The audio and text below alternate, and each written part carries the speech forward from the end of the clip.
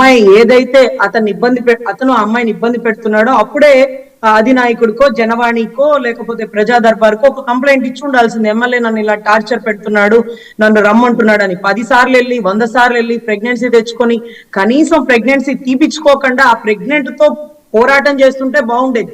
అతను చెప్పాడు కదా అని ప్రెగ్నెన్సీ నేను తీపిచ్చేసుకున్నాను అంటూ ఇప్పుడు వెలుగులోకి వచ్చి గతానికి సంబంధించిన వీడియో కాల్స్ అన్ని అలా వీడియో కాల్స్ ప్రొటెక్ట్ చేయాలంటే ముందుగానే ప్రీ ప్లాన్డ్ స్కెచ్ గా పెట్టుకోవాలి. ఇప్పుడు నేను మీతో మాట్లాడుతుంది ఇంకో కెమెరా పెట్టి మన ఇద్దరం మాట్లాడినది వీడియో తీసి వాళ్ళు సెక్యూర్ గా పెట్టుకోవాలి. లేకపోతే ఇప్పటికిప్పుడు సడన్ గా ఒక 6 నెలల క్రితం నేను మాట్లాడిన వీడియో కాల్ ఎలా వస్తుంది? సో ఇవంతా ప్రీ ప్లానెడ్ గా పెట్టుకున్నారు. ఎందుకో నాకు అర్థం కాలేదు. ఒక 2 days బ్యాకే పవన్ కళ్యాణ్ గారు ఒక లెటర్ రిలీజ్ చేశారు. మీ బలహీనతలను బట్టి మీ వ్యక్తిగత విషయాలు, వివాహ సంబంధేతర విషయాల గురించి పార్టీలో ఉండేటటువంటి నాయకుల మీద కుట్రకోణం జరుగుతుంది, కార్యకర్తలు గాని నాయకులు గాని జాగ్రత్తగా ఉండండి అని మొన్న కొండకు వచ్చిన రోజు అనుకుంటాండి లెటర్ రిలీజ్ చేశారు, తస్మాత్ జాగ్రత్త అని. సో ఇవాళ రోజు వచ్చినటువంటి ఎలిగేషన్ ని 2 రోజుల క్రితం ఇలాంటి ఎలిగేషన్స్ కూడా వచ్చే అవకాశాలు ఉన్నాయేమోనే. బహుశా మరి ఏం జరుగుతుందో తెలియదు.